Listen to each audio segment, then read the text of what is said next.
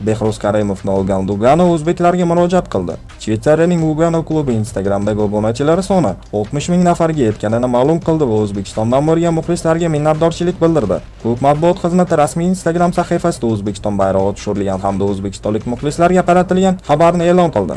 Rahmat o'zbek muxlislari! O'zbekistondan bo'lgan yangi muxlislarimizning ajoyib qo'llab-quvvatlash tufayli Instagram sahifamizdagi obunachilarimiz soni 60 ming nafarga yetdi. Biz Behruz Karimovning jamoamiz libosidagi ilk lahzalarni sizlar bilan baham ko'rishni intiqlik bilan kutmoqdamiz. Keyingi yangiliklarni o'tkazib yubormaslik uchun bizni kuzatib boring.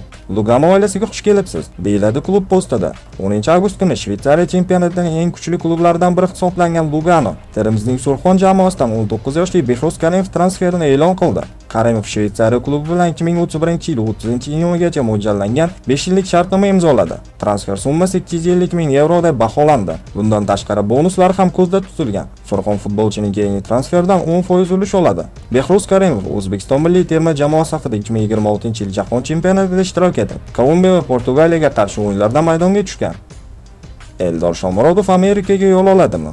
MLS klubi bunga qiziqish bildirmoqda. O'zbekiston milliy terma jamoasi ardori va Turkiyaning amaldagi eng yaxshi to'pchi Eldor Shomurodov faoliyatini AQSh chempionatida davom ettirishi mumkin. Turkiyaning taniqli sport jurnalisti o'z urush tarqatgan ma'lumotlarga ko'ra, Shimoliy Amerikaning MLS ligasida to'p suruvchi St. Louis City klubi 31 yoshli o'zbek forvardini transfer qilish variantini jiddiy o'rganmoqda. Ayni paytda Istanbulning Beşiktaş klubi sharafini himoya qilayotgan hujumchining turk jamoasi bilan tuzgan rasmiy shartnomasi 2028-yilning iyunigacha amal qiladi. Beşiktaş o'tgan mavsum ijarada portlagan Eldorning huquqlarini Italiyaning Roma klubidan to'liq sotib olgan edi. Oltin Mutsu va jahon darajasidagi e'tirof Shomurodov uchun ortda qolgan mavsum faoliyatida eng yorqin va sermahsul davr bo'ldi. Superliga to'plari u Turkiya chempionatida 34 ta uchrashuvda maydonga tushib, raqiblar darvozasiga 22 ta gol urdi hamda 5 ta samarali uzatmani amalga oshirib, Oltin Mutsu sohibiga aylandi. Xalqaro rekord Eldor Shomurodov O'zbekiston milliy terma jamoasi safida jami 95 ta o'yinda 45 ta gol urib, mamlakat tarixidagi mutlaq to'pchilar maqomini saqlab turibdi.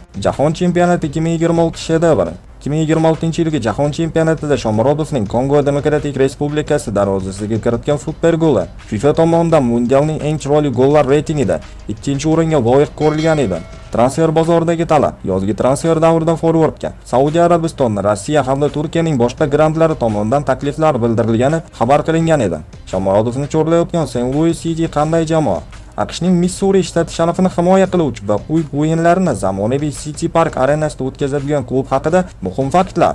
Tarixiy boshqaruv 2019-yilda tashkil etilib, MLSdagi debyutini 2023-yilda o'tkazgan jamoa Terrolling Tindo rahbarlik qiladi. Bu liga tarixida nazorat aksiyalari paketida to'liq ayollarga tegishli bo'lgan ilk klub hisoblanadi. Rekordchi debyutant St. Louis City o'z debyut mavsumida dastlabki 4 ta o'yinning barchasida g'alaba qozonib, MLSdagi eng yaxshi start qayd etgan birinchi jamoaga aylangan. Barqaror natijalar 2026-yilgi mavsum klub uchun chempionatdagi 4-inchisi bo'lmoqda. 2026-yil fevralida taniqli darvozabon Roman Burkiyev klub safida 100 ta o'yin o'tkazgan ilk futbolchiga aylangan bo'lsa, avgust oyida jamoa barcha musobaqalardagi mag'lubiyatsiz seriyasini 10 ta bahsga yetkazib, navbatdagi klub rekordini yangiladi.